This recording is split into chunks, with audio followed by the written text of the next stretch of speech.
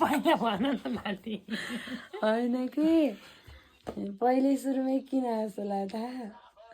किनभने यो चुनाव हुनभन्दा पहिला के फागुन 21 गते चुनाव हुने भनेपछि मान्छेले कसैले चुनाव भयो भने म राजनीति छोड्छु कसैले चुनाव भयो भने नजिकमा जो हुनुहुन्छ त्यसले आएर मेरो मुखमा के गरिदिनु होला सुसु गरिदिनु होला चुनाव भयो भने म आत्मदेह हो कि आत्मदाह गर्छु भनेर अब अहिले कता गयो होला नि ती भन्न खोजेका हो त्यही भन्दै बडा फुर्ती लाग्थ्यो नि पुरै सामाजिक सञ्जालमा भाइरल थियो नि त तिनीहरू किनकि अब